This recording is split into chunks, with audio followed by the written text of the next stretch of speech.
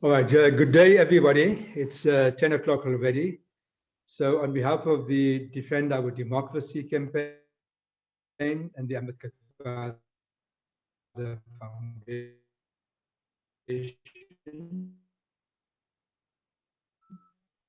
I'd like to welcome all of you to this special on quite soon. But it's our great pleasure then to welcome Paul Holden and Themba Maseko to this session, which is entitled Guptas. I'd like to officially welcome everybody on behalf of the sponsors of this event. Razia.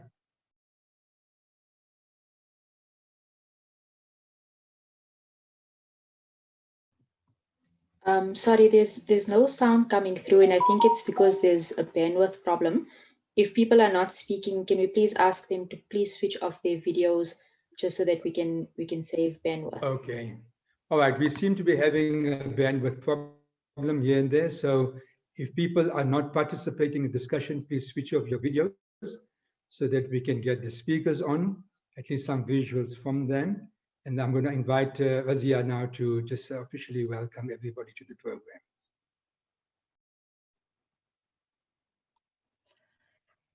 Hi, my name is Razia Saleh and I'm a board member of the Ambedkar Foundation. On behalf of the Ambedkar Foundation, good morning and welcome to this webinar. We would have liked to have this webinar in person, but we believe that each holds a responsibility during this third wave to prevent the further spread of the COVID-19 virus. We encourage every one of you who are now eligible to be vaccinated to please make sure that you do and that you encourage others as well. This webinar is also supported by Defend Our Democracy campaign, which has been vocal against state capture, corruption, and attempts at the destabilization of several organs of the state. Over the last week, we witnessed important moments that have affirmed the rule of law in our constitutional democracy. We all breathe a collective sigh of relief that, at least for now, sanity has prevailed. Despite this, we should not fool ourselves that we are in the clear. Entrenching the rule of law, eradicating corruption and state capture, and ensuring effective, transparent governance and accountability require, amongst other things, long-term active citizenship. Today's webinar will hopefully shed some light on just how entrenched state capture and corruption was, and in some ways still is, at different levels of the state. It is now 5 years since we first started talking about and coming to terms with what has become known as state capture. Moreover, we know that this phenomenon has been percolating for many years before that. It is therefore not surprising that we are talking of 57 billion rands, and probably more that has been offered in our country. Several weeks ago, we held a demonstration at the United Arab Emirates Embassy in Tshwane, calling for the extradition of the Guptas. Today, the treaty between the UAE and South Africa that will allow for the extradition comes into effect. We therefore hope that today's webinar will not only be educational, but will also amplify our call for the Guptas to be brought back here to account. In conclusion, tomorrow, 11th of July, will mark 58 years since the Rivonia arrest. The police raid on Lily's Leaf Farm led to the arrest of Walter Sisulu, Ahmed Kathrada, Dennis Goldberg, Governor Mbeki, Raymond Mshlaba, and others. They, together with Andrew Mlangeni, Ilyas Matsuledi, and Nelson Mandela, were then charged for sabotage in what became known as the Rivonia trial, where they all received life sentences. We remember their contributions and that of the many other political prisoners and detainees who fought an unjust and brutal apartheid regime. There is no comparison of their struggle and sacrifices to those who now claim that they are being similarly persecuted. They are simply being held to account for breaking the law in a democratic South Africa. Thank you once again for joining us, and we look forward to the presentations ahead, which promises to be informative and insightful. Thank you. Thanks, Wazia. Thank you very much for those words of welcome and for the introduction. For the next hour and a half, I think we'll be involved in this discussion. If anybody has got a question to pose, please put that on the chat so that we can follow, and then eventually towards the end, we'll ask some of the panelists to respond to the questions that you might have put forward. But otherwise, I'm going to get into the presentation itself and very shortly invite the speakers to lead with the discussion. If we can just get the short intro presentation up on the slides. Good. So can we get to the second slide, please? Yeah, just by way of introduction, I mean, in the, commonly people seem to use the word corruption and state capture interchangeably. In one way, it's correct. I mean, the state capture is a form of corruption, but I think we must distinguish conceptually on what is an ordinary act of corruption and what would be state capture. So there's a lovely little clip here that, the novel The Chappie's Chewing Gum has got within the inside of the folder, the did you know questions. And there's a lovely little piece which says Coca-Cola does not know that traffic officers charge 200 rands for cold drink. And for those who are in South Africa, you'll know that quite often you get stopped by a traffic cop, and because he wants a bribe, it says make a cold drink.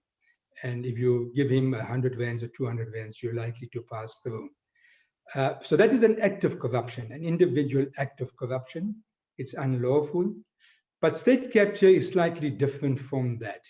And what we are really dealing with when we talk of state capture is a more systemic form of political corruption. So it's not just an individual act, but it's a series of activities or transactions over a period of time. And the overall aim and objective of this is to benefit particular private firms or individuals. So private interests significantly influence a state's decision or government's decision or state-owned entity's decision to favor somebody as opposed to some other enterprise. And these transactions are not done transparently. And so people talk about the formal state, but we also refer sometimes to the shadow state, or decisions that take place in the darkness of the night in certain suburbs. And when state regulatory agencies are captured, that is when they begin to regulate business transactions in accordance with private interests rather than the public interest. So I think we're talking about something more systemic, something more extensive, something more pervasive than just an individual act of corruption or an isolated incident. So I thought it's important to draw that distinction. And what we want to discuss today, can get the presentation back? Okay. So, I mean, we've heard lots of testimony at the Zondo Commission of Inquiry, but it's very difficult for ordinary people to conceptualize and to try and internalize how big is this problem. Just how much money has been involved in some of these transactions and business maneuvers. What are the methods that have been used and that are probably even used now? So we know about some of the high profile cases. If we look at Guptas, etc., needs to be done. So today we're going to focus just on allegations relating to the Gupta family. And we've got two people who've got intimate knowledge, who've investigated, who've done some amount of work and research into this area. And it is estimated that the total amount of transactions involved through various Gupta companies could be estimated at 57 billion rands. And many people might not be able to conceptualize, 10 million, 100 million, 1,000 million, but 57,000 million rands is a huge sum of money. So hopefully our speakers here, we've got, as I said, experts who've done some detailed work into this, some investigation into that. And we've got Paul Holden, who recently presented some evidence to the Zondo Commission, tracing, the flow of funds, the nature of the transactions, how various companies and fund companies might have been established here and on the African continent and globally for the flow of money to move from South Africa out of the country. So he's currently a director of investigations at an entity called Shadow World Investigations. Previously, he worked at Corruption Watch in the UK and he's got extensive experience on investigating cases of corruption. And he's also a network fellow at SAFRA, Center for Ethics at Harvard University. So Paul will speak to us for about 40 minutes or so, and then he will be followed by Themba Maseko, former Chief Executive Officer at the Government Communication Information Services, a former Member of Parliament who used to sit next to me in Parliament, and an old comrade and colleague, and also a former Director General at the Department of Public Works. So he's just recently published his book For My Country, Why I Blew the Whistle on Zuma and the Guptas. And I think he'll give us some insight into his own experiences, more personal experiences as a senior government public servant, and the pressures and traumas that he had experienced. And hopefully we will get Advocate Dr. Mashabane from the Department of Justice and Constitutional Development to speak to us. We're trying to get him online. If not, we are assured that there will be an official from the department who will make a presentation to us on this extradition treaty that has been signed between South Africa and the United Arab Emirates, and what are the implications of that, and what are the various administrative procedures that will follow in the near future in relation to some of the work that is being done on the Gupta family, and I suppose others as well. So with those few introductory comments, I'd like to then invite Paul to lead with the discussion. And as I said, you've got about 40 minutes or so. So Paul, over to you. Thank you very much for joining us. Hi, everyone. Thank you to the Foundation for inviting me to have this discussion today. I am going to switch quickly to a PowerPoint presentation, which I'll use to talk through the material. I've been relatively ambitious in terms of what I'm trying to cover, so I might need some indication from the conveners as to when I need to end my chat. Hopefully I'll be able to get everything done in the next 14 minutes or so. So let me quickly just share my screen and you'll be able to see the PowerPoint presentation now.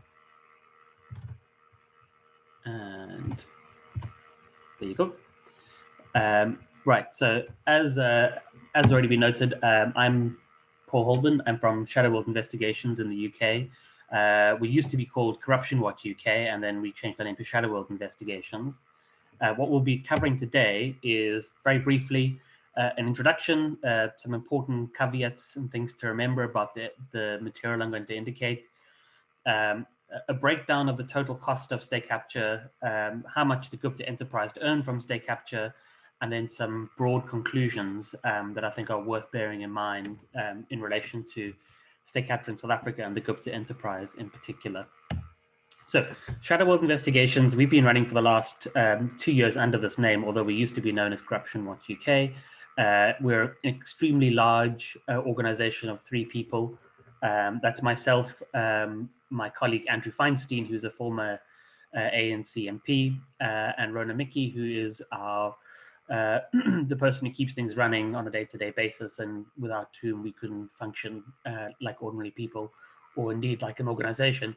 Andrew Feinstein, as I'm sure you all know, was involved in trying to investigate the South African arms deal, which is actually how I came to know Andrew, as I became obsessed with the arms deal when I was in my early 20s, and I wrote 2 books on the subject, and I'm still trying to achieve some degree of arms deal justice with Andrew. We set up Shadow World Investigations. It's named after Andrew's book, Shadow World Inside the Global Arms Trade, which I helped him write. And the choice of name is to indicate our focus on attempting to establish the shadow world of corruption and shadow world of state capture around the world, including in South Africa. So for those of you who don't know, I gave evidence at the Zondo Commission over the course of 3 days recently, where I set out a very detailed accounting of the cost of state capture and the amounts earned by the Gupta enterprise. And the report came about very simply. Last year, I made two unsolicited submissions to the Zondo Commission about the Estina scandal and the Transnet, the capture of Transnet, where I traced the dissipation of funds that had been paid to the Gupta enterprise through those scandals. On that basis, the Commission then approached me after I'd concluded my testimony in December last year and said, we've been doing our own investigations. We would like you to review the material and potentially testify on it. And that's exactly what happened. So starting in December last year, I was made privy to the investigations that had been conducted up until that point by the Commission of Inquiry. And then upon reviewing that material, which is extremely voluminous and complicated, I made certain comments about where we should be, the loose ends that need to be followed up, and the Commission did that. And over that period of time, we then were able to collect a huge amount of evidence and then compile it into the report, which I wrote very feverishly over the course of 3 weeks, which is why there might be 1 or 2 typos, and I apologize for that, although it is 500 pages, so you might be able to excuse me. How we chose the contracts was quite simple. We took quite a broad definition of what we called all contracts tainted by state capture. And that means all contracts where there was an indication of irregularities that involved the Gupta enterprise and the Gupta family, usually where money was flowed to the Gupta family, but not always. So one example is a loan that was granted to the Gupta enterprise to buy Shiva uranium and by the Industrial Development Corporation. Now that contract wasn't irregular, that loan wasn't irregular, but the Guptas used money from state capture from illicit sources to repay the loan back to the state, which is why I say it's tainted by state capture. And then one final note, the Gupta enterprise, I'll be referring to that quite often over the next 40 minutes or so. The reason I use the Gupta enterprise is because I want to place understanding the work of the Guptas within the framework of our existing legislation regarding the prevention of organized crime. And that provides for a crime of racketeering. And racketeering is, in very simple terms, a business or a set of business or a set of associations where there is a seemingly legitimate business, but actually it's about running a business with a criminal end. So when I refer to the Gupta enterprise, what I mean by that is the Gupta family, they're associates over time, and they do change over time, both within the state and without. And then the vast quantity of Gupta companies. So that's Gupta companies registered in South Africa, but also India, Singapore, and in Dubai as well. So that's the shorthand for the Gupta enterprise. You can just think Gupta family, but basically means Gupta family, their associates, and their companies. Right.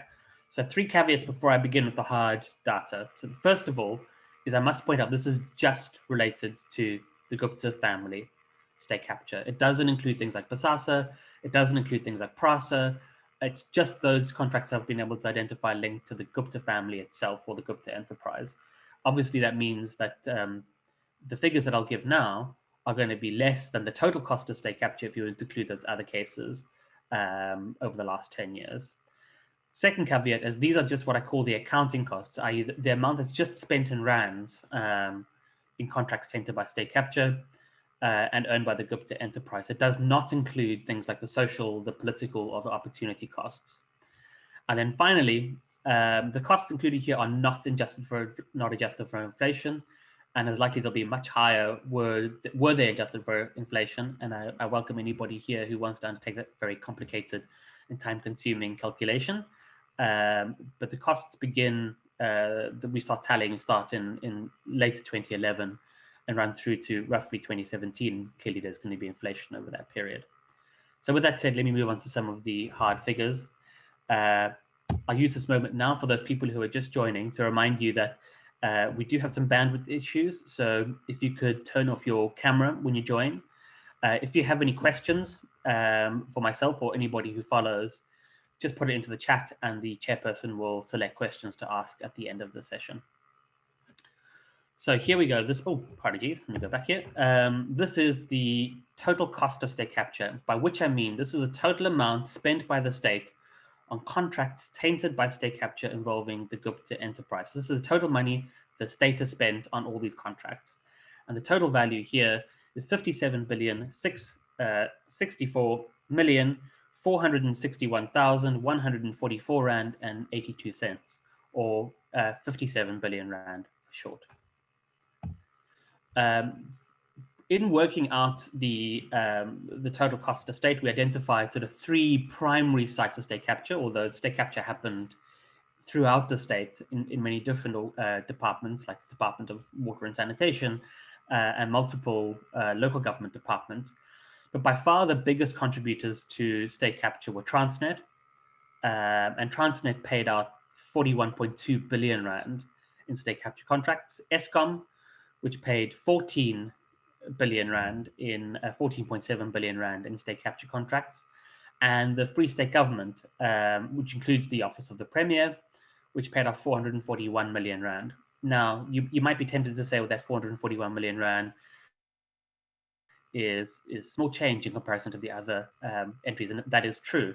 But I think what's important to bear in mind is that it's the Free State Government where the Guptas and the Gupta enterprise first made their dash towards state capture. And it was there that they sort of refined their methods and also generated the sort of cash that would allow them to develop the influence that they had in South Africa as a criminal enterprise. So I think it's very important to bear that in mind.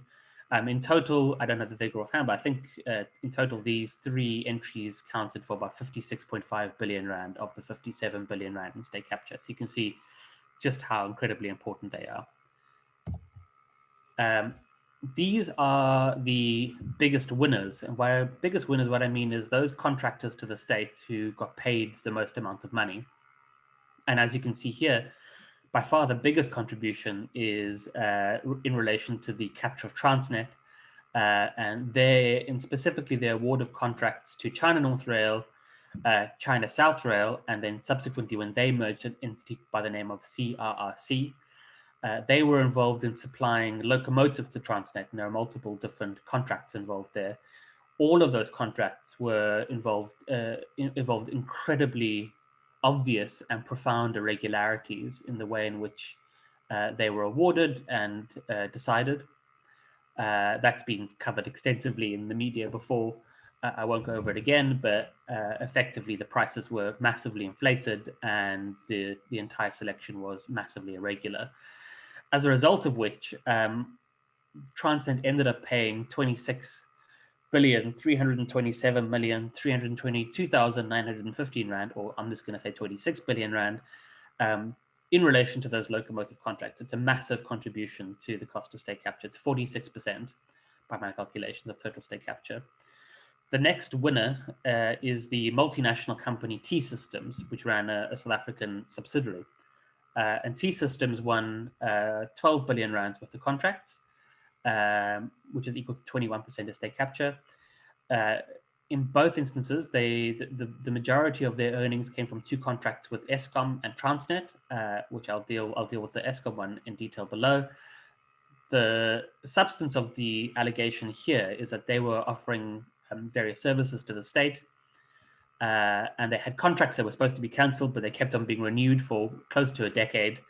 And part of the reason why they were renewed so frequently without competition and clearly irregularly was because T-Systems decided to offer two Gupta companies called Chaba Computer Systems and Zestalor very large subcontracting contracts flowing from those contracts awarded by the state, and the Gupta enterprise earned a lot of money through that. And I'll speak a bit more to the evidence we have around that in a bit. The third biggest winner was Neotel, and it earned 5.5 billion Rand, or 9.78%. The fourth biggest winner was a Gupta enterprise company, which is Tegeta. That's Tegeta Resources and Exploration, but that also includes Optimum Holdings, which itself includes Optimum Mine. And in total, they were paid 4.1 billion Rand. Just to clarify that the figure for 4.1 billion Rand, where I include the Optimum figures, is only after the Gupta enterprise bought Optimum, which took place in April 2016. So it doesn't include any payments before then. And then the last largest winner is McKinsey, and McKinsey earned 1.89 billion Rand. in contracts from state capture in clearly irregular ways, and they've agreed to pay back a portion of that. In total, they were awarded 3.3%, or they cost the state 3.3% of all state capture costs. So you can see here that there are a range of very large corporations, multinational corporations, some in South Africa, but some in the US, some in China, and some in Europe, all of which took advantage of state capture. And in a sense, these are the biggest winners because they earn the most amount of money off the corruption of the South African government. So I mentioned slightly earlier, and I want to focus on this here, is what I call a new mega contract awarded to T-Systems. And the reason I emphasize it here is because we didn't know about this contract at all until a couple of weeks ago. When I first started presenting my evidence to the Zondo Commission, I indicated that there were payments that were made to a company called Zestalor. And Zestalor was controlled by Salim Esser's wife. And Salim Esser, as I'm sure everyone knows, is now on Magnitsky list, is sanctioned, and is very close to the Gupta family. It's considered one of their key Gupta lieutenants. And Zestalor was getting payments from T-Systems from quite an early stage, and we couldn't quite work out why that was happening. And an investigation then revealed that, in fact, T-Systems had signed a huge contract with Eskom worth 7.8 billion rand. The substance of the irregularity here is, again, the Eskom gave T-Systems the contract in December 2009, late December, and it started in January 2010. And the contract was renewed repeatedly without competition until June 2019. T-Systems was providing IT consultancy services to Eskom. This was despite the fact that Eskom continued to write on a number of occasions at T-Systems saying, we're about to cancel this contract, and they never carried through on their promise. And we think one of the explanations for that is because T-Systems made use of Salim Esser as what they call an informal consultant and gave very large contracts to Gupta companies. So what I have here, and the reason we know about the Salim Esser thing, was because the commission succeeded in subpoenaing T-Systems in South Africa around various state capture issues, and within that was discovered a pretty shocking compliance report that was written by the T-Systems head office in relation to their decision to, well, T-Systems South Africa's decision to engage with Salim Esser around the Eskom contract in particular. And I've included some extracts here which are pretty straightforward about what they mean. I'll read some extracts here to give you a sense of actually how they operated. So Salim Esser, which is shortened to SE, is a board member of Broadband Infraco, with whom T-Systems South Africa partnered on the Transnet network as its bandwidth provider. After engagements with Transnet, I'm getting a bit lost here, as the Department of Public Enterprises is the shareholder of Eskom, Transnet, and also Broadband Infraco, Salim Esser has a strong network to Eskom officials and stakeholders. T-Systems South Africa considered various options to engage with Salim Esser, including a consultancy engagement as a sales agent and the corporation of specific subcontractors under the condition that it aligned with their business model. What they did at this point was they undertook a compliance check to see whether it would make sense to engage with Salim Esser and give him a formal contract, including getting a legal opinion under the Prevention of Corruption Act. And clearly that opinion was damning because T-Systems decided not to give him a formal contract, instead engage with him informally, as they say, which is included in the final thing here. It says, after these steps were taken, the T-Systems South Africa management decided not to formally engage with Salim Esser as a sales agent, but to informally use his network. In reward, Salim Esser introduced several local and startup companies to T-Systems South Africa decision makers, and he requested T-Systems South Africa to provide these companies with the opportunity to be included in the value chain where possible, which, if you were to pass it into normal language, basically means that in return for Salim Esser using his influence at Eskom to ensure T-Systems got contracts, Salim Esser told the executives at T-Systems South Africa which Gupta companies to give contracts to, and as a result, Gupta companies like Zestalor and Sachaba earned a couple $100 million rand from these contracts. What I find particularly shocking is not that these relationships existed, but this compliance report was written in 2015, in late 2015. As I mentioned before, T-Systems carried on getting contracts until June 2019. So that's 4 years after this compliance report is written, where it's a pretty obvious case of, I think, a very straightforward case of corruption. And yet T-Systems worldwide head office compliance team said, we had the possibility to check the relevant internal documents and information available regarding the subcontractor relationship with Sechaba and Zestelor. Based on these information, as well as the conducted interviews, there is a normal contractual relationships in place without any irregularities. There is no indication for corruption or any other illegal behavior, which I think is absurd. Clearly there was. Sechaba and Zestelor were given contracts by T-Systems in incredibly favorable terms. Before Zestelor got involved with T-Systems, they were basically a non-entity. They did no business. Through these contracts, they earned an absolute fortune, and in return for which T-Systems got Salim Essa's influence on the Eskom board. I think it's really shocking that T-Systems knew about this in 2015 and basically brushed it under the carpet. And I very much hope that prosecutors in South Africa, but also around the world, are taking notice of this, and I'll do everything I can to bring it to the attention of prosecutors in Germany and the US as we proceed. Right. So that's the total cost of state capture, a very broad overview. I'm going to check the time to make sure I'm not running over. Okay, I think I'm just on time. This is the amount earned by the Gupta enterprise, which equals 16,217,793,047 Rand and 18 cents, or 16 billion Rand. And to put that in perspective, because obviously these are very large figures and they're hard to understand, but I did a very quick back of an envelope calculation using data provided by the World Bank. The World Bank estimates that it's 382 Rand and 29 cents to vaccinate per person to vaccinate in South Africa. That's how much it would cost the South African government, 382 Rand. So I calculated that based on population statistics for last year, it would cost 15,761,434,410 Rand to vaccinate every South African against COVID-19 from the age of 15 and up. And as you can see, that's less money than was stolen by the Gupta enterprise. So the Gupta enterprise stole the equivalent to a vaccination program for the whole of South Africa age 15 and over, which I think is truly, truly shocking.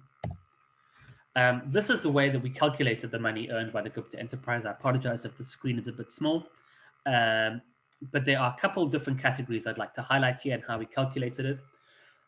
First was payments made directly to the Gupta enterprise by the state. So that's contracts where the Gupta enterprise companies like Tegeta, Optimum, Sahara, the New Age Media were paid directly by the state, and that amounts to 6.4 billion Rand, which is obviously a very large amount of money.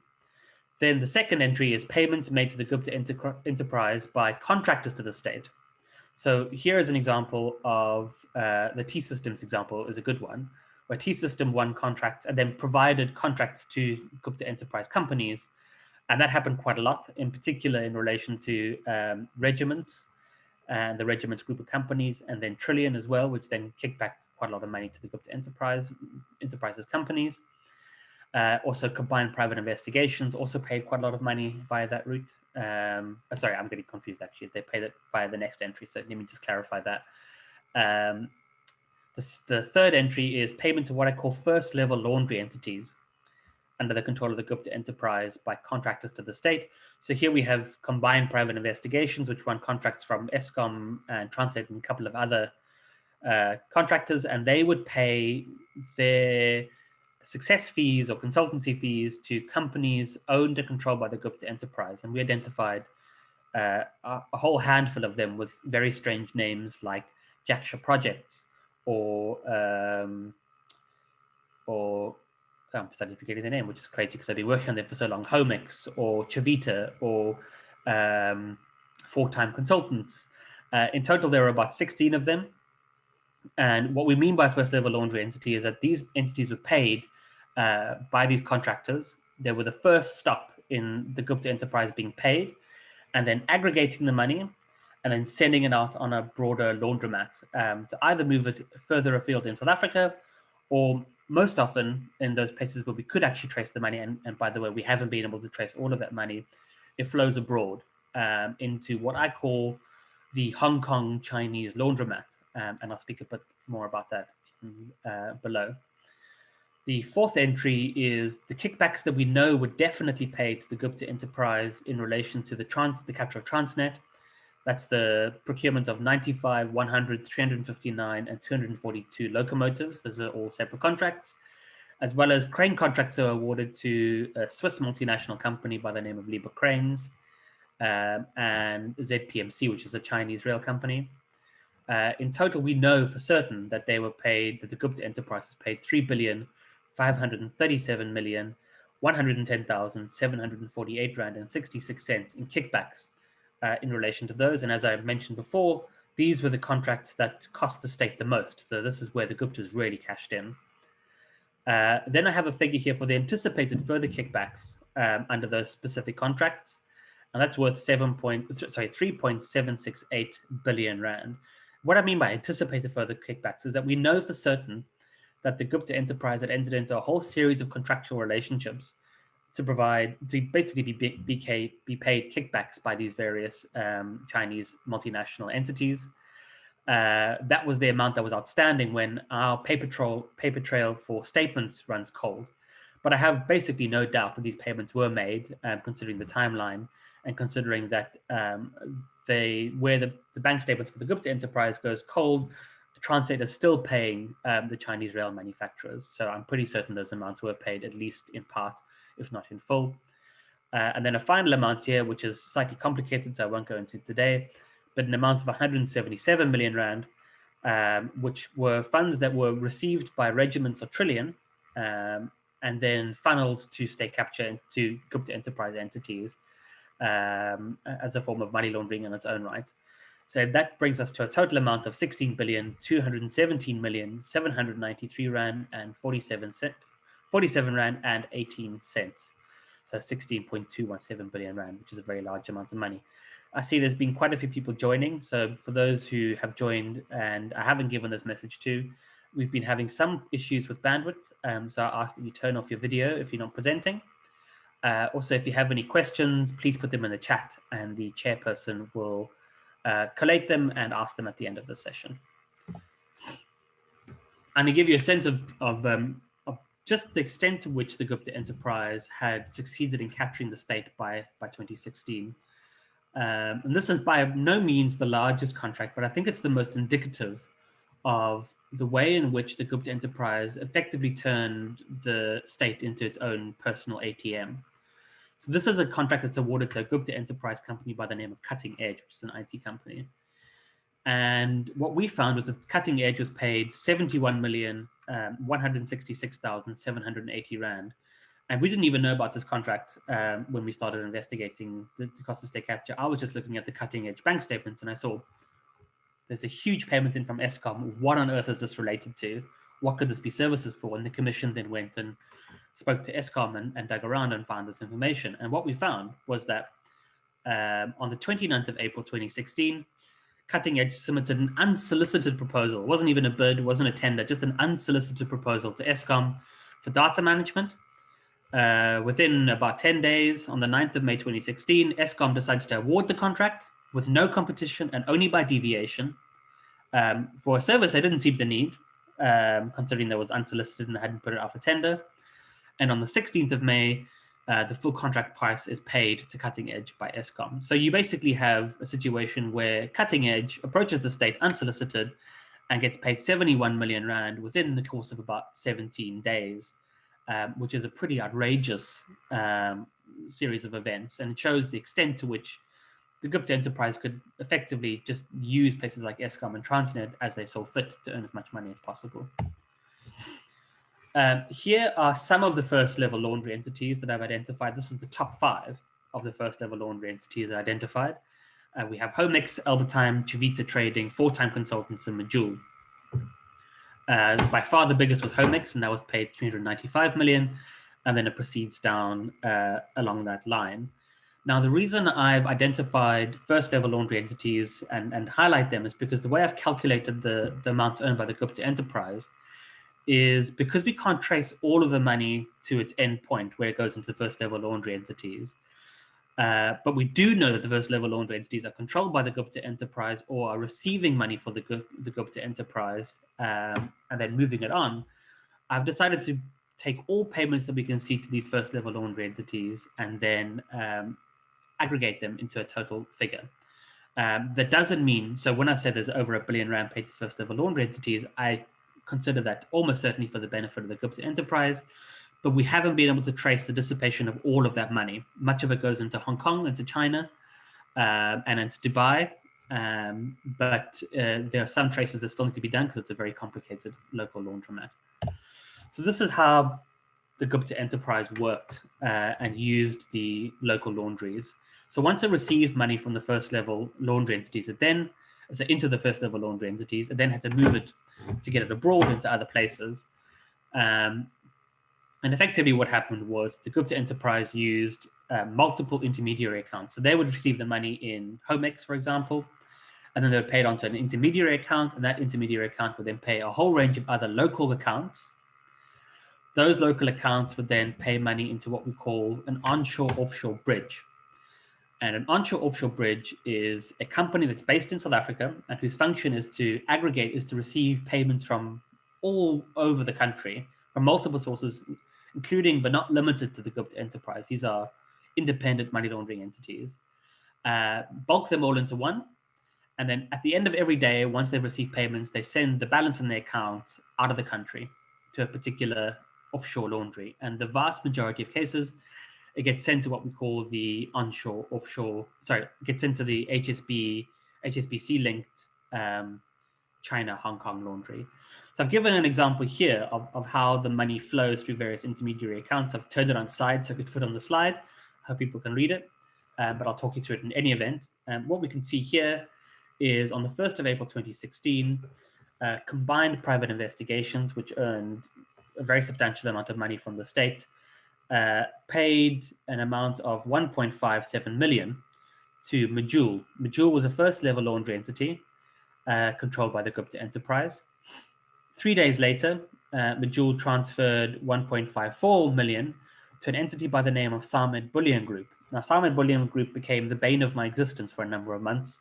Samed Bullion Group is a company that was started at an account that was open, that was designed entirely to handle Gupta enterprise money laundering. And what happened was that money would go to Samed Bullion, and then Samed Bullion would send it out to a vast number of local companies, and then send it through this local laundry, and it would be sent abroad or to other recipients in South Africa. And we can actually trace, by the way, I should mention, some of the money that we've been able to trace through this laundry network does end up back in places like Confident Concepts, which is a Gupta enterprise company, or into the hands of Integrated Capital Management, which is a company run by Stanley Shane, who was a Transnet board member. And that money flowed from a particularly dodgy Transnet contract, which is obviously very alarming. From Samed Bullion Group, on the same day, it transfers 1.6 million rand, which is money from combined private investigations plus other state capture money. It pays it on to an entity by the name of Graincore Distributors, which is registered in KZN. Graincore Distributors is what I call a feeder company. And Graincore Distributors accepted money from various different sources, including the Gupta enterprise, bulked it into one place, and then paid it on to an entity by the name of Pine Peak Wholesalers, also based in KZN. And they transferred 1.7 million rand. And as you can possibly imagine, that 1.7 million rand includes a certain amount of Gupta enterprise money, but also a certain amount of other criminal money not related to the Gupta enterprise. And then finally, on the same day, Pine Peak Wholesalers, which is an onshore-offshore bridge, transfers 1.8 million rand to Success Stand Limited in Hong Kong. And Success Stand Limited is very important as a company because it's a company that comes up again and again and again being paid Gupta enterprise money, but also other criminal money from South Africa. And I'm almost certain, I think we're 100% certain, that Success Stand is nothing more than a money laundering entity based in Hong Kong, which organized crime in South Africa and around the world has been using to pay money into and then pay it out. And it's an indicator of just the vast extent of this criminal laundry. So that's a very simple example of how the money flowed. Unfortunately for me and for all of you, the money flows were not nearly that simple all the time. But generally it followed roughly this pattern with a degree of nuance and complication at different times. So what really was quite alarming when I did this work was that when we were tracing the Gupta money, we were tracing it through the local laundry and then abroad via these onshore offshore bridges. And we identified 12 onshore offshore bridges in total. And these were quite disturbing because they were moving money not just for the Gupta enterprise, but for everyone, for all organized crime you could possibly imagine. And it's vast amounts of money. And these are only the bridges that we've been able to identify following the Gupta money. So there's definitely more of these onshore offshore bridges. And the amount of money that's being laundered out of South Africa through these onshore offshore bridges is just utterly astonishing. Interesting thing for our investigation was that all of these entities had been identified by the Reserve Bank as committing currency exchange control violations. And at various times, the Reserve Bank went in and seized assets. And effectively, when they did that, these onshore offshore bridges ceased operating. But sadly, there have been almost no money laundering prosecutions at all. There's actually been no money laundering prosecutions, only one corruption prosecution in relation to all of this money going abroad. And I think that's a massive part of where the state needs to focus its attention now, is that disrupting these money laundering networks, because it's a vast amount of money moving out of South Africa. So just for these onshore offshore laundries that we identified just following Gupta money, we see 8.8 billion rand being laundered out of South Africa in 4,019 different transactions. And this is over this course of about, I need to look, over the course of about 11 years. It starts in 2010 with Syngin Distribution. And it's just an absolutely terrifyingly vast amount of money that's leaving the country. And I think this is an indication of the size of the illicit economy in South Africa, at least in part. So you may have seen there was an article that came out yesterday in the Daily Maverick, where I started exploring some of the links between the Gupta enterprise and other criminal networks. Let me just check the time. Oh, I'm almost done with my time. So I'm going to be very quick here. I think the important thing to bear in mind was when the Gupta enterprise was laundering its money in South Africa and outside of South Africa, it was always using, almost without fail, pre-existing and independent local and international money laundering systems. These existed before the Guptas and will probably exist after the Guptas. This is organized crime that's embedded in South Africa and linked to international organized crime. So I'll give you one example of this, which is Tian Wang. Tian Wang was the controlling mind behind Ukazuza. Let me go back to the previous slide. Ukazuza transferred 3.8 billion rand abroad in a very short period of time, about a year. So it's the biggest onshore offshore bridge we identified. Tian Wang was obviously a huge money launderer. It turns out that when the Reserve Bank went in and moved in and seized their assets, Ms. Tian Wang decided to try and bribe a Reserve Bank official by the name of Andre Malherbe. Andre Malherbe was a very upstanding individual, refused the bribe, told his bosses about it, and told the Hawks about it. As a result of which they set up a sting, where they told Tian Wang to pay 4 million rand into a particular bank account, and then come to a restaurant with 1.2 million rand in cash.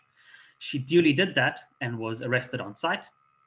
And she was then prosecuted for corruption. And you can see there is in the article I wrote for Daily Maverick, there is a link to the case describing her sentencing. She's sent to jail for a number of years, although we've learned that she is now in China. And I suppose the question needs to be asked how she got out of jail so quickly. But the thing that was really disturbing was that it became very clear that Ukazuza was accepting money for organized crime in South Africa and the Gupta enterprise.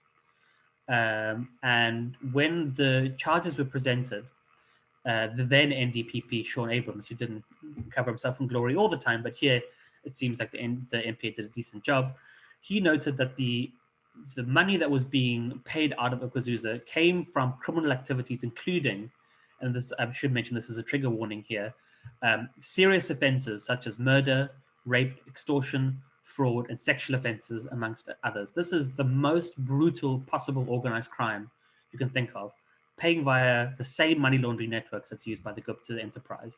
This is properly terrifying stuff. Another little kink to the story was that one of the people who was involved in the Ukazuza case said that they were being intimidated they wanted to withdraw, they didn't want to have anything more to do with it. They were intimidated by a man by the name of Yusuf Omaji. Yusuf Omaji is a convicted fraudster, who was convicted in 2013. But he is the person who's been accused of providing the fake passport for a woman by the name of Samantha Luthwaite, who's also referred to by the name of the White Widow. And Samantha Luthwaite, who was the widow of one of the London bus attack bombers, was an extremist, and she relocated to Kenya, where she worked with an extreme wing of Al-Shabaab. And she's been accused of the indiscriminate murder of over 400 people in terrorist attacks, including the Nairobi mall bombing. So this just gives you a sense of the type of criminals we're dealing with here.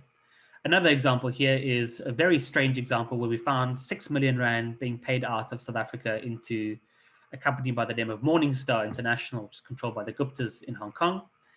And the 6 million rand went out for these totally unrelated individuals, and we didn't really understand what was happening. It turned out that the person who had organized all of those payments was a man by the name of Sheldon Jarrett Breert. Sheldon Jarrett Breert is currently been indicted. He's indicted for conspiracy for housebreaking and conspiracy to commit murder.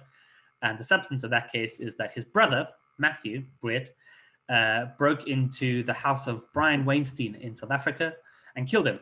And Brian Weinstein is known as the steroid king of South Africa, who was smuggling vast amounts of steroids into the country along with other illicit drugs. The murder was conducted in conjunction with members of the 27th Street Gang, and I think it's called the Brat Street Gang in Cape Town. So we have real proper organized crime that the Gupta enterprise is laundering its money through. This is serious white collar, this is serious organized crime, real dirty, ugly stuff that they're involved in. So these are my conclusions, and I'll quickly draw to an end. And I think there's 5 things that I've taken from my investigation that I think need to be emphasized. The first is I think it's abundantly clear now that it's a mistake to distinguish between the Gupta enterprise's legitimate and criminal business ventures. So we can't say, for example, that Sahara Computers was legitimate, but they had some other dodgy businesses. They were all involved in state capture, and they all received and benefited from state capture money. There is no legitimate Gupta business. They're all criminal.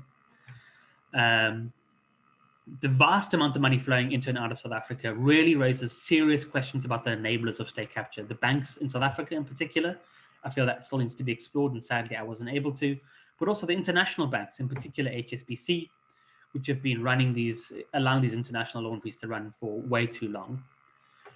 The third thing, which I've been emphasizing now, is the Gupta enterprise was not an independent criminal organization working in silo. Instead, it relied on pre-existing multinational criminal networks of serious organized crime, which it colluded with and piggybacked on. As a result, those officials who colluded with or otherwise failed in their duties to prevent the very large number of cases of state capture were embroiling the state in a network of criminality that is shocking in scale and content. And there's serious national security implications here. If you have members of the state colluding with the Gupta enterprise, and the Gupta enterprise is working with organized crime has a hold on the state, and that's terrifying and needs to be done. Something needs to be done about that. And finally, I say, in regards to the vast international laundries we discovered specifically in Hong Kong and China, South African authorities must urgently reach out to international partners around the world to stop this laundry from functioning, to identify its principal operators, to identify its primary and principal customers, and to hold all of them to account. This is a laundromat and a laundry that's laundering money way beyond the Gupta enterprise, way beyond South Africa. This is a vast international organized crime conspiracy, and it's up to the South African government to use this information that we've now gathered through the Zondo Commission to alert people around the world to disrupt this network as soon as possible. So that concludes my presentation. For those of you who have just joined, again, I must remind you that we have bandwidth issues, so please mute your video while the presenters are talking, and please put your questions in the chat, and we'll come back to them at the end. So I'm going to hand back to Ismail, and thank you very much for listening to me for the last 40 minutes. Thank you very much, Paul.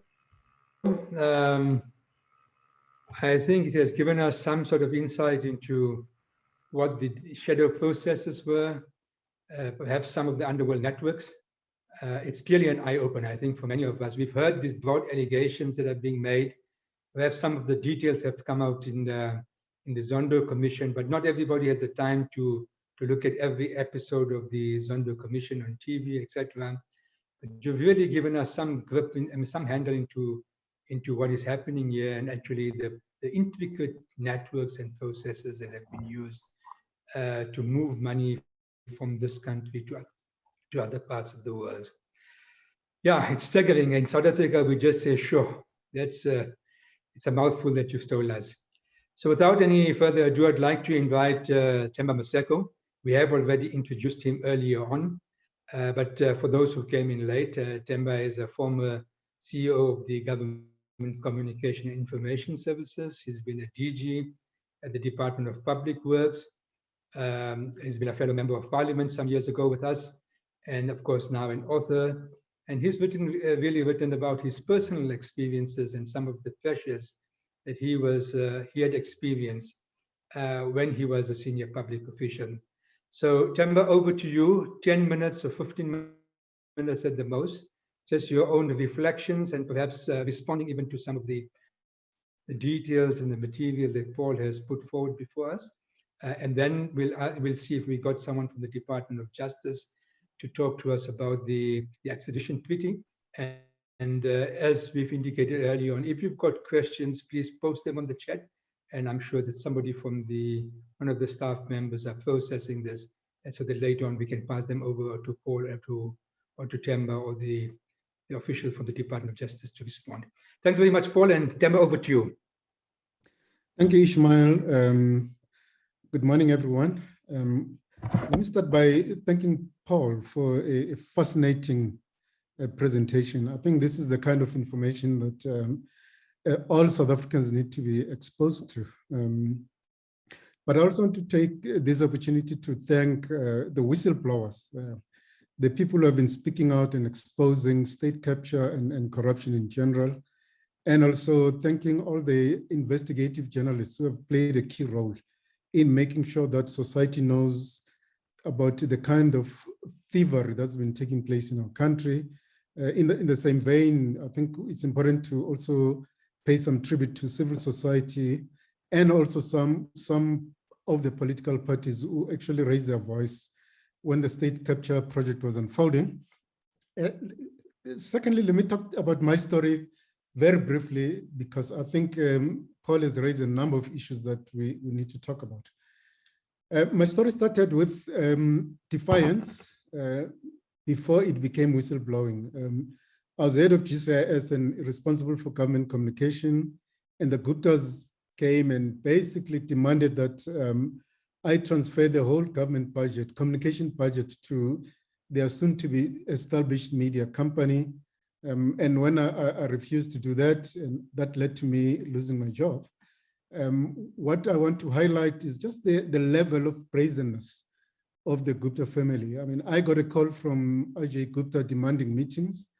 And when I agreed to eventually meet with him, I get a call from President Zuma then, who actually says, I must go and help the Gupta brothers. But when I refused to help them after meeting them, Ajay Gupta called and demanded a meeting with me. And what shook me out of my shoes, so to speak, was the extent to which the man was so brazen, so arrogant, and behaving as if he was actually in charge of government. And it gave one the sense that, in fact, these guys were so powerful, so influential, and felt that they had the authority to actually give instructions to government officials. But I declined, and that led to me losing my job. So initially, I refused to assist the Guptas, despite the fact that Zuma had actually asked me to assist them. So in my mind, I was just defying Zuma and the Guptas. But later on, as I was sitting at home, unemployed, I started realizing the extent to which our state was actually being taken over by this family, the Gupta family. And that's when the need, the agency inside of me came to say, I must actually expose the level of hijacking of our revolution that was unfolding right in front of our eyes. But let me get into the details about how I think this whole state capture project started. I mean, the Gupta family was very smart. Their strategy was basically to target key politicians in government and in the ruling party, And I'm sure that they must have tried all the presidents of the ANC and government, but they were most successful when it came to them dealing with the former president Zuma, and they were able to actually use their friendship and influence to get into the state machinery. And their strategy was to target key state departments. And these were your National Treasury, Home Affairs, but they soon realized that in fact they could make more money by targeting state-owned enterprises. And that's when the Department of State-owned and state enterprises became their primary target. They also looked at the Department of Mineral Resources because they wanted to get into mining in a very big way. They looked at Home Affairs as well. Their next level of strategy was then to look at law enforcement agencies. And as you can tell from Paul's presentation, their mission was to steal as much money as possible, but in doing so, they wanted to make sure that in fact, there were no consequences for them and those who assisted them from government. So they targeted the prosecuting authority and made sure that it is weakened to the point where no one would be prosecuted for stealing state resources. They targeted the hawks and the police services and made sure that they influenced the appointment of people into the police services so that there could not be investigations. It then dawned on me that in fact, the reason why they targeted GCIS via me was to also set up a media company whose primary objective was to try and make sure that they cover up their theft, their thieving, by projecting what they were doing in our country as some kind of radical economic transformation, as if it was part of the broader empowerment project of government. So they set up a media company, a newspaper, and a television station, and these became their propaganda channels. And that's when they recruited a company called Bell Pottinger, whose primary objective was to actually cover up all the thieving that was taking place in many parts of our public system. And this state capture, as it was unfolding, one of the major consequences of it was that it then created a culture of corruption in almost all facets of government in the country. We saw a number of corruption stories emerging thanks to whistleblowers and media, where you started reading stories about the thieving that was taking place, the corruption, the bribery that took place, a lot of the stuff that's coming out of the Zondo Commission as we speak, stories about Busasa, et cetera, because now the culture was essentially about people realizing that in fact there's so much corruption taking place and there were no consequences on the part of politicians and senior government officials were involved in this kind of corruption. So it started developing tentacles into all facets of government. We saw national government departments being implicated in serious cases of corruption. Provincial governments were targeted. And part of what they did as the Gupta family was to target key politicians, as I said. And one of the easiest ways they actually were able to target this and succeed in winning these politicians over was to go, I mean, if you take the Zuma example, where they targeted his family, they gave jobs to his children and his siblings, contracts were given to family members of the Zuma family, and that's how they actually won the influence of senior politicians. A classical example is what happened in the Free State as well. The extent to which they were able to win contracts as much as 400 million rands in a particular province was because they targeted the premier, they made inroads, but they also targeted his children who ended up staying at the Saxon World complex as a way of actually gaining influence over the politicians, not just the premier, but in the Free State as well. So their strategy turned out to be working very effectively because what they found was that a lot of our politicians, unfortunately, were very amenable to the level of corruption that these Gupta brothers were able to achieve. And I'm sure even to this day, when they're sitting down, they must be shocked about the extent to which it was so easy to win over key decision makers in the party and in government. And that actually enabled them to then start making inroads into state-owned enterprises And in that regard, they targeted key appointments there where they were able to influence the appointment of board members, people appointed into key positions such as chairpersons of board.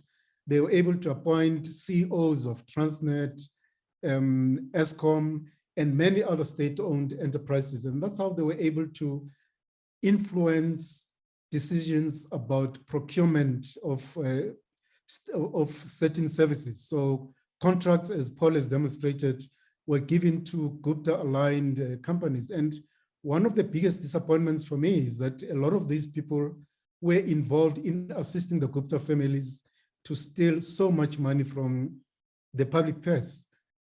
People who were in the trenches with us, who were involved in the fight against apartheid, and they were able to actually assist this level of state capture that we saw unfolding in our country. And it is a very sad situation when you find a lot of these former liberators being exposed in platforms such as the Zondo Commission, where they're actually being exposed for having assisted this level of corruption that actually unfolded.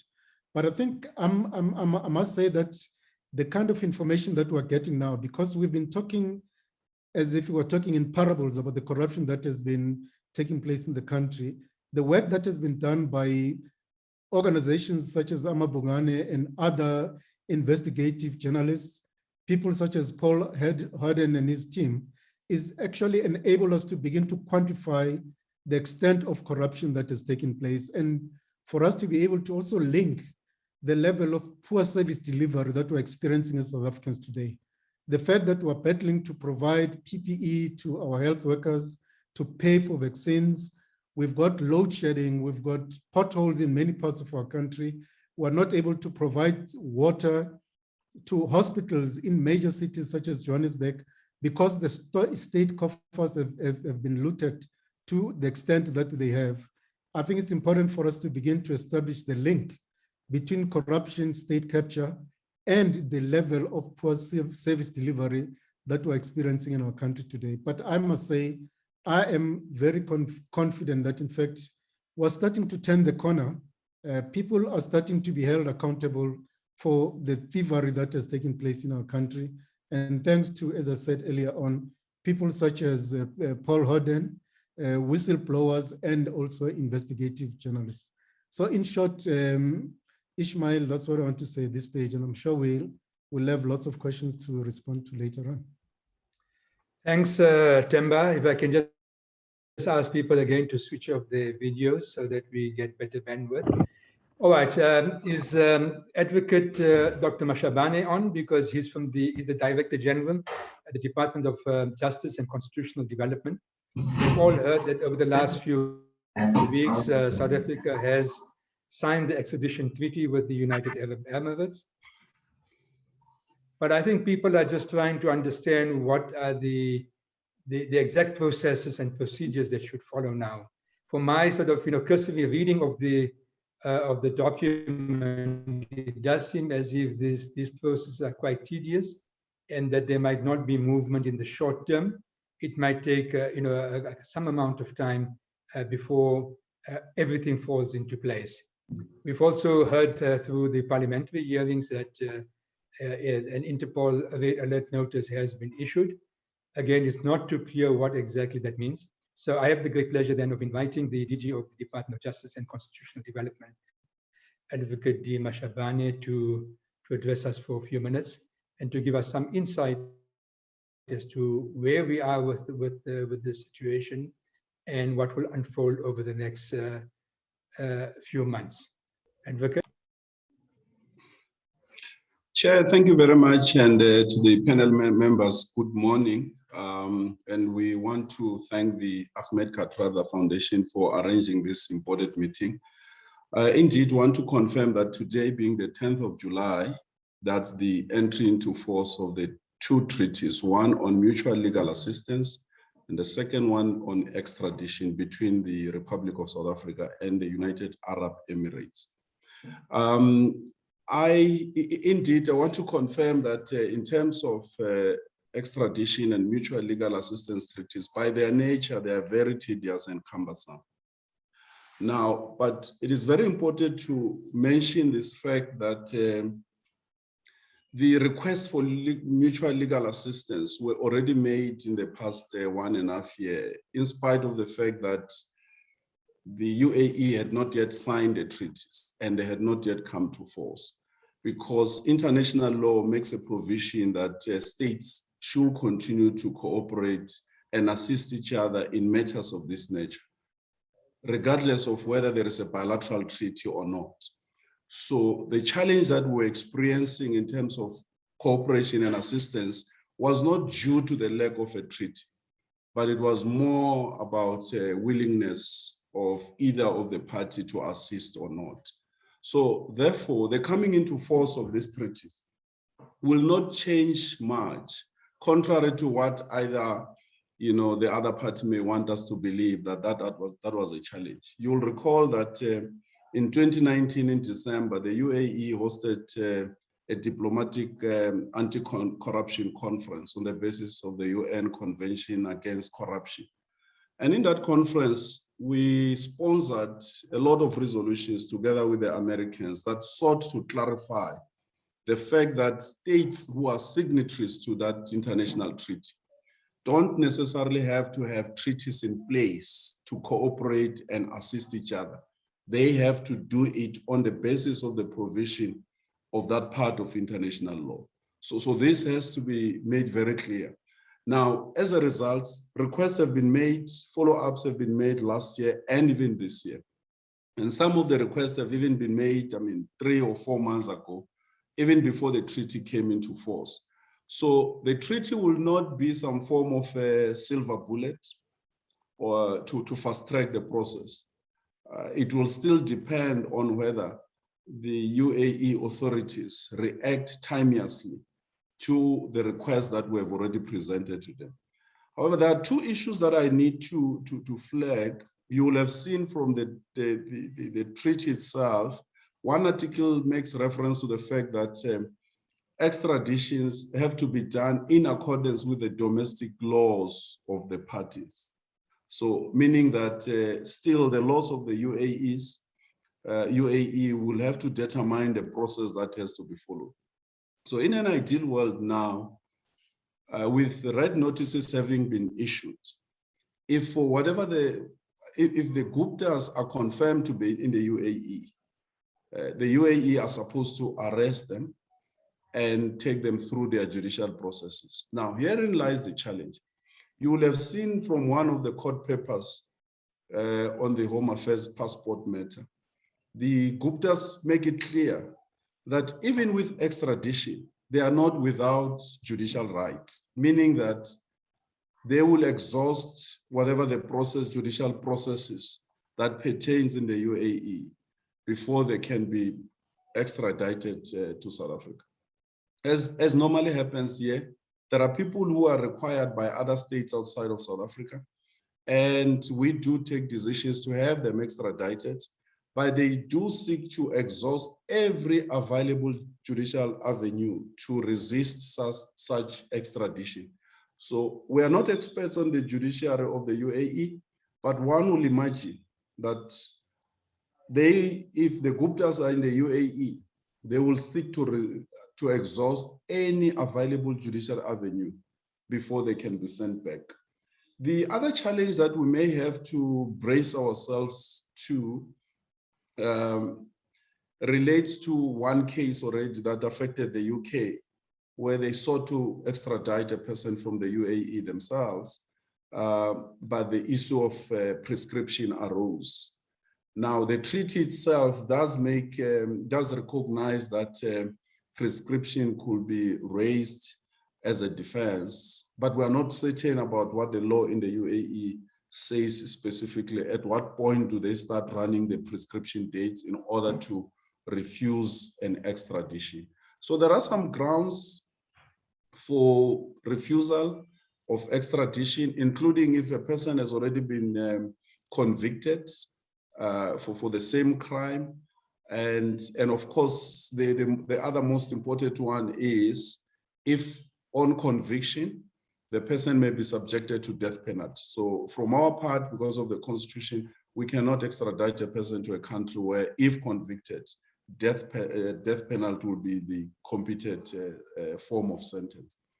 But closer to that as well, state parties could refuse extradition if the conditions, if the person was to be extradited, will be inhumane and to the point of violating the fundamental rights of that person. That could be subjective and be a subject of a debate or an argument in court.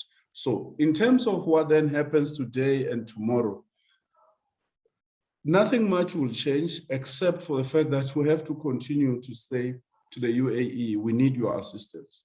All along until 2 months ago, we required them to provide us with information pertaining to bank accounts that will have assisted us to confirm the charges, particularly on the Estina dairy matter. So the issue there, they have never raised an argument that we didn't have a treaty. The issue has been a back and forth. Sometimes we felt that we were being obstructive. The treaty does require that documents must be translated into English and into Arabic. And sometimes that takes its own time. Can take a month or two before documents are finalized in Arabic or in English. So that's the first part. Now that the Guptas have been charged in the Estina dairy matter, now the request has moved to an extradition, meaning that they have a duty now, if the Guptas are in their territory, to arrest them and extradite them to South Africa. But that in itself will become a cumbersome and a very tedious legal process in the UAE, and one cannot even confirm how long it will take. And when it comes to that, that's when then states begin to say, we have no control of our judiciary. We are leaving it to our judiciary processes. And then it becomes a long process. So all I'm trying to say is that today is just the beginning of a very long journey ahead of us. And I think the support of every one of us will be very critical to ensure that ultimately those that are required to come and account for any form of crime they have committed in the country are brought back to come and account. I thank you. Thanks very much, Advocate. All right, we have about another half an hour for questions and for discussion. And I see there's a long list of questions that have appeared on the chat groups.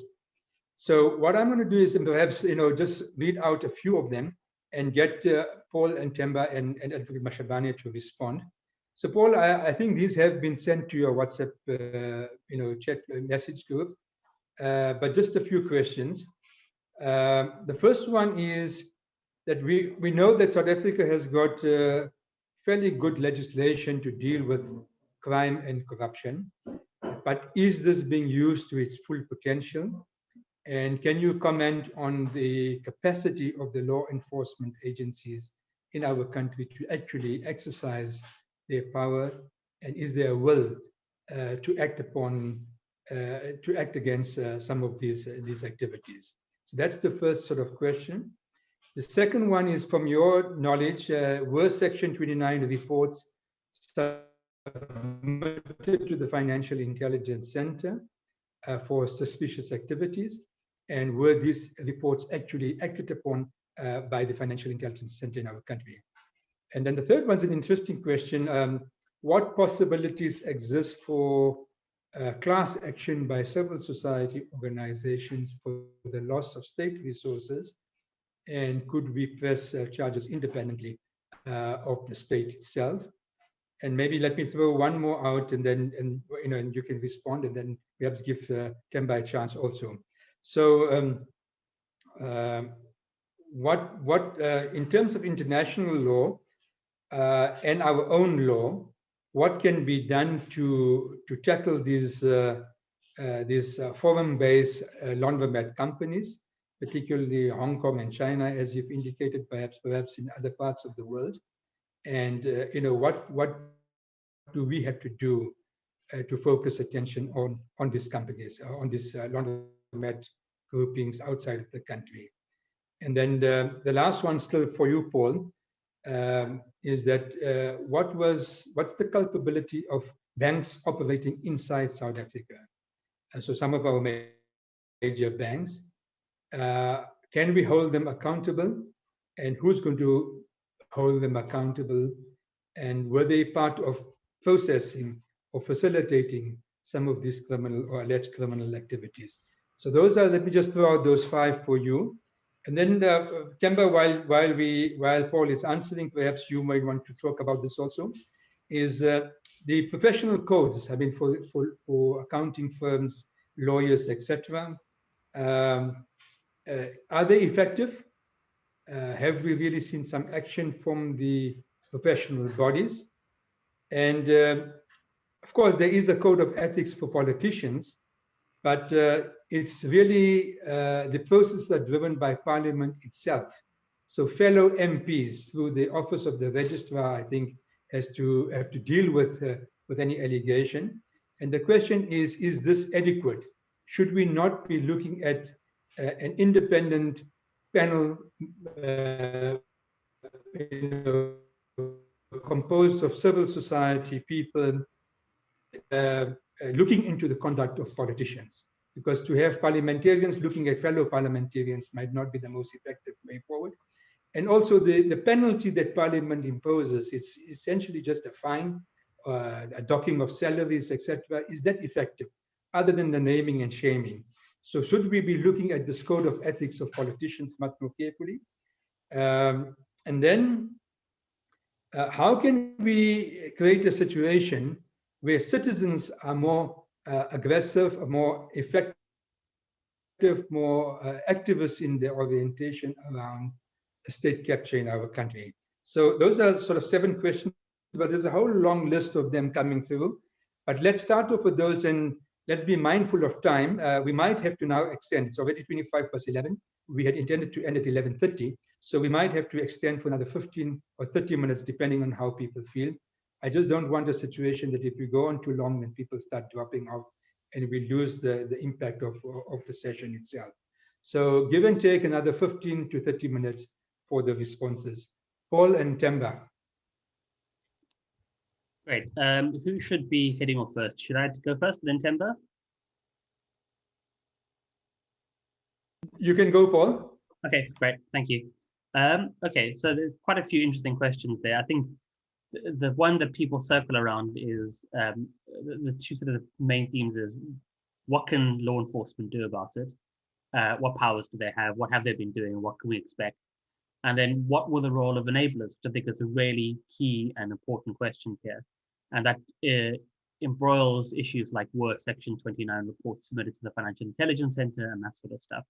So I'm going to deal very briefly with the law enforcement question first. I think the will is there. I think that's pretty clear. I think that the creation of the specific directorate within the MPA that tackles these sort of high-level crimes, they've indicated they are wanting to move on them. And we've seen some movement around Estina, and we've seen some movement around what's in the New Lane management contract, which involves Iqbal Sharma very notably, and he's obviously a very big player in the whole process of state capture. But there's a couple of caveats there. I mean, first is that it's no doubt in my mind that the last 10 years, even longer potentially, has denuded the state of its capacity to bring complex litigation like this. Beginning with the arms deal, I'd say, where there's a very clear message sent to investigators in the state apparatus that if you go after government corruption like this, your career is over and nothing's going to happen with your investigation, so you may as well just leave it. And I think as a result, anybody who was half decent at their job or wanted to do their job within the MPA was minded to leave and go somewhere else into private practice or somewhere else. So there is a serious capacity issue within the state that requires fixing to put it very simply. I think the creation of this investigating directorate is a very good step, and I have quite a lot of faith in the people who run it. But it requires, the investigating director has to work with the Hawks, has to work with the police, has to work with a whole range of other entities to bring these charges. And I think that's a huge capacity issue. And it's a big part of the reason why I've done this work so far and made it available to the Zondo Commission, is that I do hope that it will feed into and provide information and evidence base for prosecutions going forward, because I think that's absolutely central to tackling state capture. I think what we need to really think about very clearly when we do think about prosecution is that I think that in people's minds, there is this sense that we should just go after these individuals who were involved in state capture, these politicians, and we should put them in jail. And I think that's true. I think individual accountability is important, but we cannot lose sight of the fact that there are major corporations in South Africa and abroad who benefited from state capture and were involved in direct corrupt activities. And I really strongly believe that we should be not only prosecuting them, but then using the implications of their prosecution fully.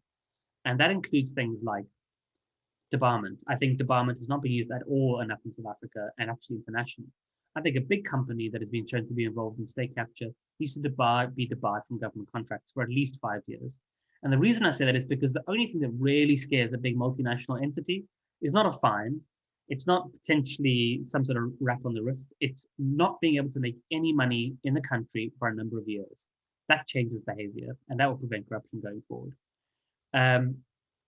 In terms of what we've been able to see in relation to reports that were made to the FIC, I think the reality is that I can't really answer that question because the Financial Intelligence Center is effectively dysfunctional and it has been dysfunctional for a very long time. And they just simply don't have the capacity to do this work. And what I fear is that these Section 29 reports are very easy to file, and they don't imply, and then basically the responsibility for enforcement that gets handed to the FIC, which is handling, vast amounts of reports every day. But it provides a degree of protection from liability for the bank. So they can say, well, this looks a bit suspicious. We'll just report it to the FIC. We'll let them deal with it. If nothing happens, then nothing happens. And I think that's a major weakness in the way that we deal with organized crime in South Africa, but also the banking system. I think that the FIC needs to be totally revamped, totally reconstituted with considerably more resources. And I think there needs to be a discussion about, whether a Section 29 report is sufficient to grant liability protection for a bank. When I think about this, I think about one really good example. There's an entity that we were looking at, a money laundering entity called Balator Brands. Balator Brands doesn't really exist besides for on paper.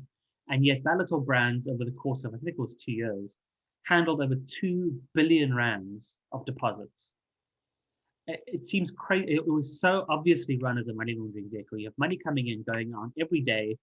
You have vast amounts of cash deposits and cash withdrawals. It's very obviously a money laundering vehicle. And yet it was able to run for a number of years. Now, the question is, did they submit Section 29 reports? Possibly. But is that enough? I don't think so. I think there needs to be a real discussion about extending the responsibility of banks in monitoring this information and strengthening the enforcement as well. So I'm afraid I can't answer the direct question, but it almost feels like that's almost the wrong question to be asking in this instance. We need to be talking about what can we do to make sure the banks use their huge financial muscle, but also their processing muscle to help the state. In terms of the Reserve Bank and their role in fighting this particular issue, the difficulty with the Reserve Bank is the Reserve Bank doesn't have a proactive intelligence function, and I think they should have a proactive intelligence function. They rely on banks to report suspicious transactions to the Reserve Bank. And actually what we see is that when the banks did report it to the Reserve Bank, was a fundamentally different experience to what happened with the FIC. As soon as a suspicious transaction was reported to the Reserve Bank, action was taken. And all of those onshore-offshore bridges that I identified there, they eventually were ceased operating because the Reserve Bank got onto them and seized their assets. But the important thing there is that the Reserve Bank only has powers of enforcement around the Currency and Exchange Control Act, which is essentially an act that allows them to seize money, but not actually bring any criminal charges for money laundering. So they did that, and that effectively ended those money laundering entities. But they forwarded that information on a lot of occasions to the Hawks or to the MPA and the South African Police Service, and nothing happened. So I have absolutely no doubt that you have many of those money laundering entities or those individuals involved in money laundering entities still operating. And in fact, I have seen payments going out of South Africa in 2021 going to the Hong Kong laundry. So clearly there needs to be a massive upgrade in the way that these sort of issues are handled. And I would argue the Reserve Bank maybe needs to be thinking about a proactive monitoring situation that they engage with in conjunction with banks to improve the financial reporting and action that happens around that. Then the last question is around, I think it's a very intriguing question around the role of civil society in holding these companies to account. And actually that's the reason why I started this work on state capture, was that my initial thinking was that I wanted to do, to bring civil society litigation around the harm of state capture. And the sad reality is that South African law isn't great when it comes to civil society bringing an action for harm, because you have to bring a case of harm on the part of a particular group against a particular entity, and that can be quite hard to do. Where there is serious ground for action, and where we've actually recommended this to the Zondo Commission, and we hope that they take it up, is that we think that the law in South Africa needs to be amended so that civil society can bring these sort of harm cases on behalf of the South African government, by proxy, as it were. Because what we have is a situation where we're relying on the government or Transnet or Eskom to bring all of these issues to the courts and to call for compensation. The SIU does some of that. But where the state has been captured, and there's no indication, in the worst case scenario, if the state gets captured again, what can we do as civil society? And I think a big sticking point under the Zuma administration is that civil society may have wanted to bring litigation, but they would have required the assent of Eskom and Transnet, which never would have been given. So I think there may need to be a mechanism introduced where civil society can bring in a harm claim on the behalf of the citizens of South Africa, and the compensation paid into a particular anti-corruption fund or gets paid to law enforcement in some way, and that can be negotiated, but there needs to be a broadened scope around that. That said, I do really still hope we'll see some proper prosecutions in the near future. And I will do everything in my power to work with local and international law enforcement to make that happen. All right, I'm going to hand over to Temba now. I hope I've answered all the questions. Thank you, Paul. Thanks very much, James. Ishmael, it's Temba. Parliamentary ethics processes are clearly insufficient. The first point to make there is that Parliament has actually really let this country down. I mean, a lot of these things were happening. State capture reports were emerging for the past 10 years. And Parliament, instead of taking an active role in investigating incidents of corruption that were being reported. I mean, we can go back as far back as the Inkandla scandal that was unfolding. Parliament chose the option of defending the sitting president instead of identifying a mechanism to make sure that there's proper accountability on the part of the president. So the current Parliament, I think, needs to has let us down. And I think members of Parliament, as we elect into the future, have got to take their responsibilities more seriously and make it their responsibility to hold members of the executive accountable. I think that's very important. Secondly, the current framework is that before you become a member of Parliament, you take an oath where you actually pay allegiance to the Constitution. Clearly that has not worked, because we've seen a lot of members of Parliament becoming members of the executive and getting implicated in serious corruption.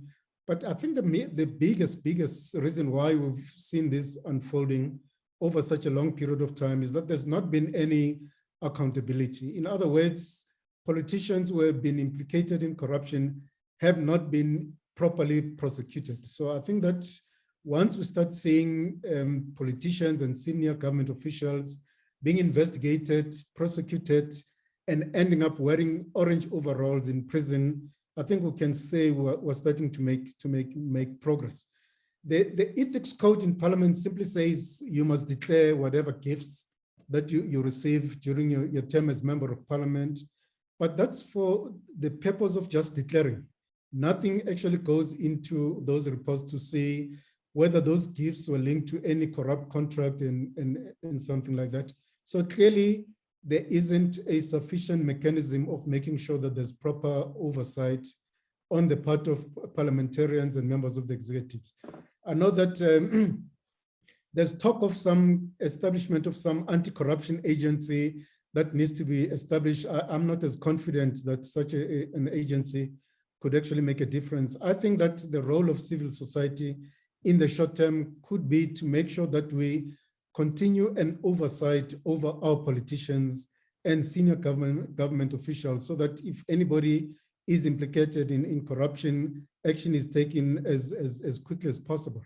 But there's a greater responsibility, in my view, on the part of political parties themselves to make sure that they raise the issue of integrity and ethics as far as nominating or electing people into leadership positions, because that's why the system is failing us to a very large extent, because people are being elected into positions of power and responsibility on the basis of popularity more than any other things, such as commitment to principles of ethics, integrity, and loyalty to the Constitution. So I think that political parties themselves need to play a much bigger role in making sure that they actually make sure that their members who end up being political or public representatives are actually people of higher ethical and integrity standards. And obviously, as one of the viewers asked the question about citizens, I think that the country needs active citizenship.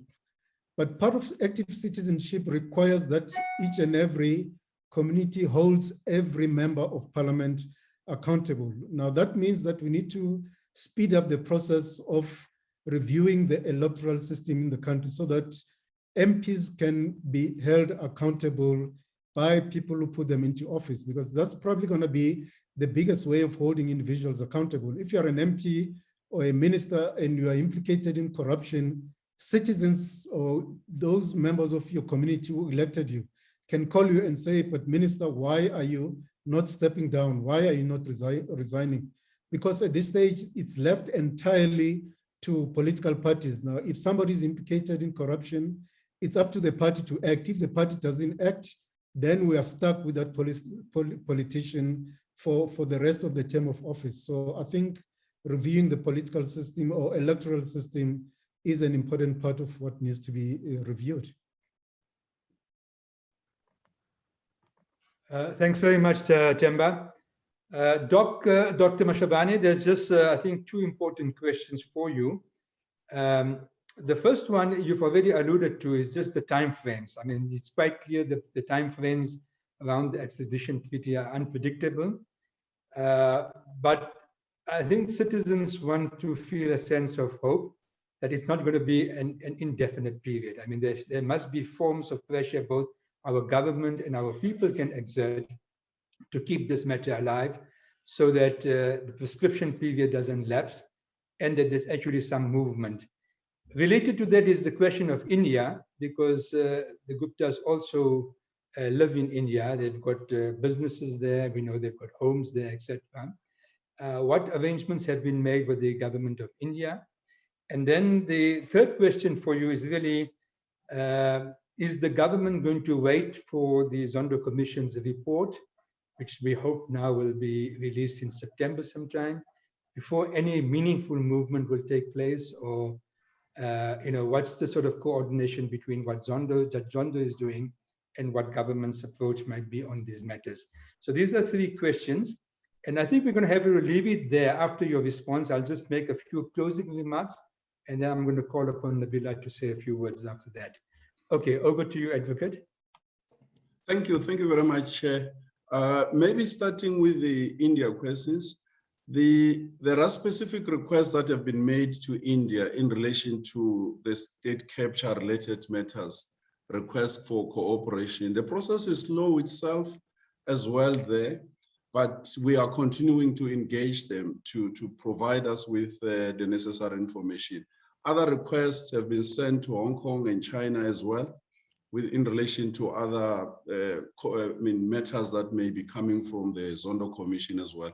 As you will know that the law enforcement agencies are continuing to work closely with the Commission so that where there's already an evidence, there's no need to wait for the Commission to compile its report. So work is continuing in that respect.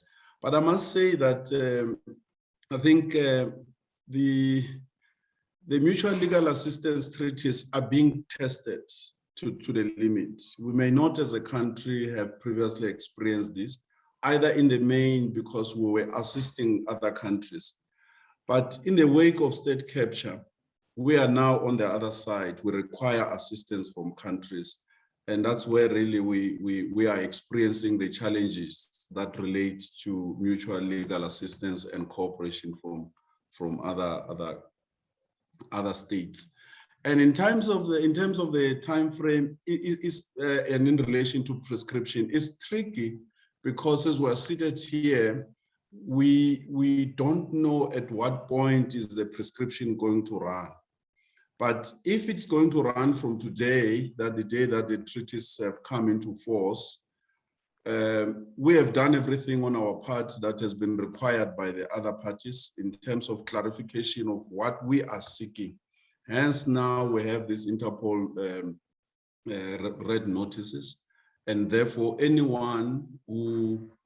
any state that has the people that are required in their territory now have a duty to assist us to apprehend them and bring them back here. And I think there's a point that Rev Chikane is raising on the chat box that I think is very critical about an international campaign. I think an international campaign by civil society will play a very big role in this process because all the banking systems of the world are interconnected.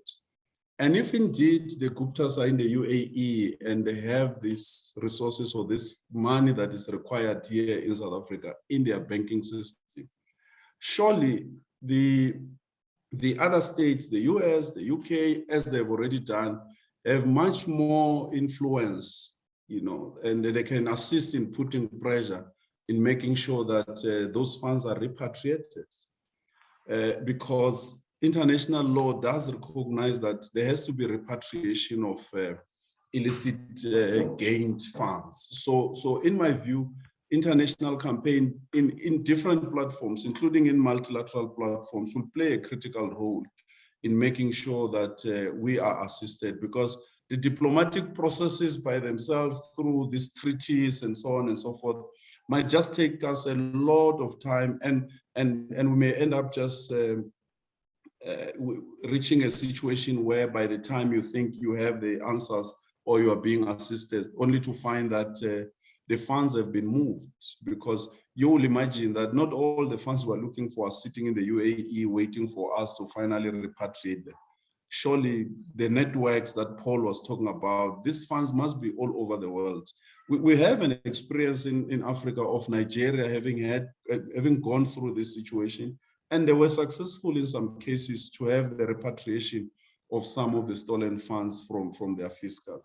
So I think we can learn as well from that process, but I still think that civil society has an important role to play. I saw some of the colleagues on the line are expatriates living abroad, and they can assist us in putting pressure on governments of those states where our money might be, lying. So I think that's an important part that we may need to look at. Government, I wouldn't speak for the law enforcement agencies, but I must just confirm that a lot of work is being done with the commission, and some of the requests that have been made for cooperation and assistance from other states was part of the information that came from the commission. So the information that comes from the commission, even before it finalizes its work, is being put into good use. Thank you. Thanks. Thank you very much, Advocate. I think what this sort of webinar has thrown up are really, areas for further exploration, for further discussion. And I really want to suggest that the Defend Our Democracy campaign and the Kathrada Foundation and a host of other civil society organizations that have been working around this issue look at the following 6 areas for perhaps ongoing discussion. Because I see there's been a lot of questions, a lot of comments on the chat box here as well. So the first one is just what the Advocate has just mentioned now, is that's the international campaign. We are aware that someone like Lord Peter Hain has done some amount of work in the UK, looking at the role of banks there, etc., in relation to state capture. And surely such mobilization across the board in different parts of the world is something we should look at as part of supporting the ongoing campaign against state capture and corruption. So that could be one area of work that the Defend Our Democracy campaign can take up. The second one that has come up, which I think needs further exploration and discussion, is really the banking sector, South African Reserve Bank, the Financial Intelligence Center, all the banks here and banks abroad. What have been their role? What should they be doing? Why has it taken, I mean, we've literally looking at billions of rands of, of movement of funds. And after 5, 6, 7 years, I mean, with all the systems that we have in place, etc., very little has actually happened. So I think it warrants a discussion, and perhaps we can get somebody in future from the Reserve Bank, etc., to come and talk about these matters. The third area is still how do we intensify the civic campaign or the civil society campaign around this. I mean, a lot of mobilization has taken place over the past few months. The most recent was the demonstration outside the UAE embassy in Pretoria. But I think we need to have ongoing civil society mobilization so that the public, ordinary people out there feel part of this campaign and feel strong enough to support the campaign. The fourth area that we haven't really heard much about, although we know that work is going on, in various state-owned entities and in various government departments, there are internal disciplinary procedures that have unfolded against some of the people who have been identified in state capture. Now, we've seen a lot of books published around whistleblowing and the victimization of whistleblowers and what support can be given to them, as Temba and others have raised this issue quite sharply. But we don't actually know at this stage, we don't have a composite picture of what steps and measures various departments and SOEs have already initiated as corrective measures or internal disciplinary processes. And I think I have not seen Parliament really calling all of these departments into account and to say, tell us where things are at the moment. But perhaps that could be another area for us to explore and to think about so that we have a more composite view of what actions are being taken against state capture. And then an area that has come up, I think, today quite sharply, as it has for some time, is really the role of Parliament, the whole ethics register, the registrar's office, and the electoral system. So there's been a lot of debate on the reform of the electoral system. It's been there for the last 10 years with the Van Zyl-Slabbert Commission. The late Kader Asmal had taken this matter up, but it doesn't seem as if the political parties themselves have really run with the processes. So that area, I think, still needs further discussion and exploration. And then the last area that has been there in the background is really the capacity of our law enforcement agencies to act more decisively, to act more swiftly. So we have seen some very positive movements in recent months, but I still think that the public doesn't feel absolutely hopeful. That they don't feel assured that the capacity exists, both the investigative and prosecutorial capacity exists. And we want to see more movement on this side. And perhaps if we need a further discussion on this, how to support them, how to strengthen them. The problems are many, but I think we can't just dwell on the challenges of the past. We really need to see how we're going to move the process forward. And the state, the law enforcement agencies are obviously critical on this particular matter. So I think there's a lot of food for thought. There's a lot of things that we can chew on. And I'm hoping that around these themes, we could schedule a series of webinars or focused discussions over the next 2 or 3 months, because these are all topical issues, but people out there, ordinary citizens out there, want to know. So from my side, I really want to thank both Paul, Temba, and Advocate Mashabane for really excellent presentations. It has enlightened us. And I want to call upon Nabila now just to make a few closing remarks, and then, and of course, thank everybody for their participation and for listening to us. Nabila?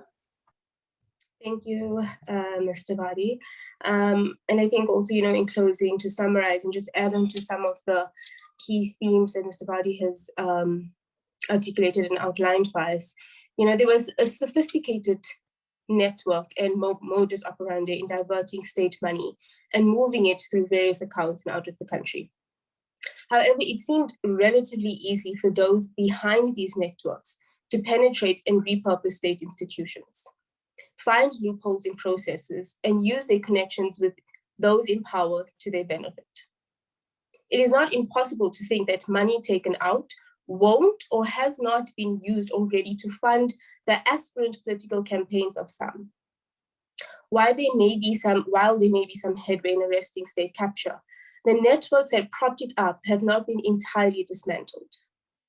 It is clear through media and other reports that the sites of capture have in some way shifted from SOEs and to lower levels of government, that being provinces and municipalities, where there may be less oversight. Today's discussion should raise questions about the effectiveness of the state in investigating these cases with the speed and depth that is required. Shadow World Investigations and other organizations have done extensive work in tackling and tracking complicated money flows. While some state capture accused are being prosecuted at the moment, the current cases against them are small, but a small fragment of what seems to have occurred over the last decade in our country.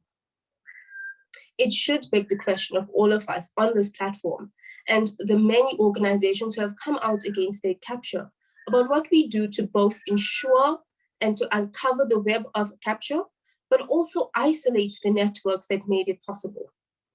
The Guptas have not carried out their operations alone. From the likes of Salim Essa, Eric Wood, Anuj Singh, and many others cannot escape public attention. There are many who benefited from state capture, and we need to be asking whether the time has come to name and shame them and to socially isolate them in our communities and at our religious, sports, and cultural centers, because they expose the worst kinds of values. But also to just reflect on a suggestion, or rather a question, that Reverend Frank Chikane had put into the chat. How do we looking forward, how do we consider and begin to plan around an international campaign to ensure that the UAE delivers the Guptas to South Africa to account? The campaign to bring back the Guptas and make them pay is not one that is the duty of 2 or 3 organizations. It must be adopted and championed by all who want to defend democracy. We cannot allow a situation where people who behaved like neo-colonials go unchallenged. We cannot allow the extracting of wealth from this country to prop up a high life in Dubai, while those who the money was supposed to be a benefit continue to live in abject poverty.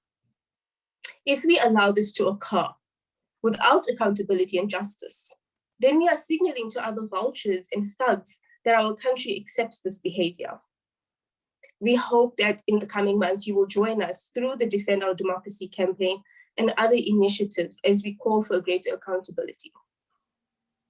Before we close, the Ahmed Kathrada Foundation would like to also take this moment to extend its sincere condolences to the family and friends of the Mayor of Johannesburg, Jeff Mogobu, and others who have been fatally affected by the COVID-19 virus.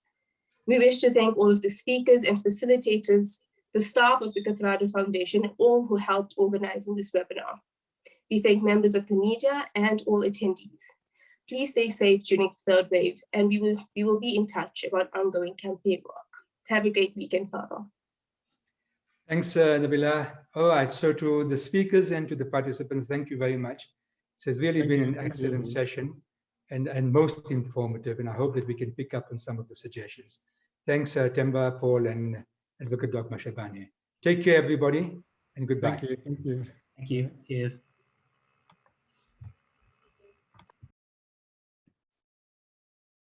Thank you.